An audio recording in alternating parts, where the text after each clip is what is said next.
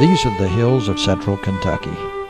Although less than an hour's drive from bustling Louisville, to look around, the nearest city could be much further away. These bucolic ridges and hollows hold many secrets, and while folks from these parts are friendly, they're often suspicious of outsiders. So a good number of these fascinating tales stay right here where they started. And so it was that the story of a most unusual resident was kept from the prying eyes of the outside world. Was, that is, until a Louisville businessman and his wife decided to make the tiny village of Elk Creek, Kentucky, their retirement home. Soon after Ken Thompson and wife Phyllis settled here on this historic farm site, Ken became aware of a tale that he felt needed to be told. So much so, in fact, that he wrote this book, The Story of Morrison Heady of Elk Creek, Kentucky. I first heard of Morrison Heady when I retired from a job in Louisville and moved here in the rural part of Kentucky, about 30 miles south of Louisville. And Morrison Heady was a man who lived on this same road about 100 years ago.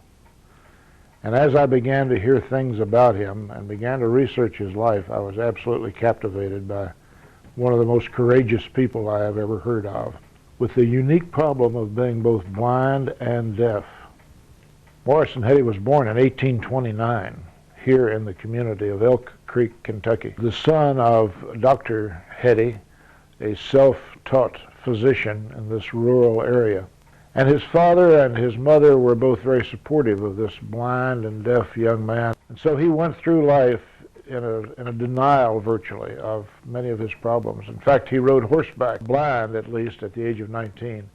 And it was from several falls from his horse that he began to lose his hearing. And a lot of younger people in the community were fascinated by this young blind man with all this talent. And so he was quite popular.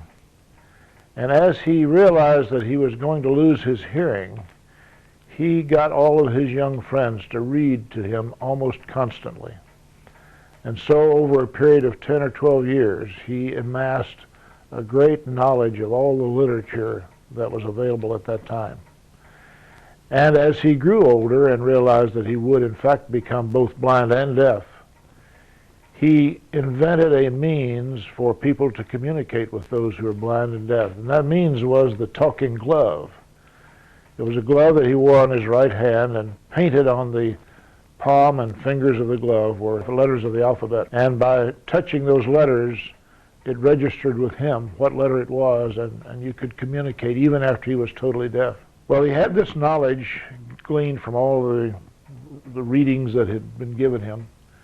And he himself began to compose music, but he also became a literary person and authored a number of books. All during this time, he had a growing and abiding interest in helping other people who were blind. It became an obsession for him to try to get raised printing, not Braille, it was before Braille came along, but raised printing copies of Milton's Paradise Lost into the hands of every blind person in the United States. And a book like Paradise Lost would require 4 or 5 volumes, so it was a major expense that he provided these to blind schools all over the country. But it didn't end there. He was so inventive that he invented also a diplograph, he called it. It was much like a typewriter, but it typed embossed letters. But his inventiveness didn't end there. He invented a coffee pot, which was said to preserve the aroma of the coffee, a folding chair and a folding table. He fashioned roller skates out of hardwood when he was 15 years old and had just become blind. He had the ability, apparently, to perceive things that were going on around him. He was raised, he was in this house with his sister and her husband, James Beard, and I'm sitting in James Beard and Emerin Beard's home right now. But he lived with them at the time, and they had a number of children. And he became quite a keeper of the children and a storyteller. As the embossing for the blind developed, Morrison's alma mater, the Kentucky School for the Blind, had a print shop. And they had an embossing press.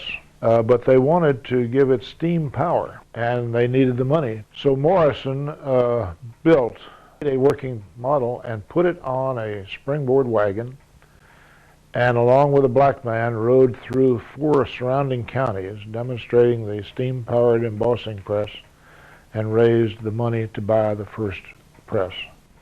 When he became quite old, it left Morrison Heady and his elderly sister by themselves in the country in the old home. And so she chose to move to downtown Louisville. And when he moved there, he became just as illustrious in Louisville as he had been in Elk Creek. And one of Morrison's friends, even at the age of 70, was a young girl, 7-year-old girl in Alabama named Helen Keller. And it's said that children would see him on the street and run up and grab him by the hand and begin to spell out their name on his glove.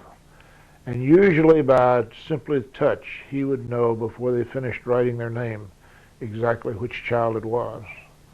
Because Heady refused to give in to his physical limitations of being blind and deaf and went through life as normally as possible, he suffered a lot of injuries, and it's said that he had over 100 broken bones in his life.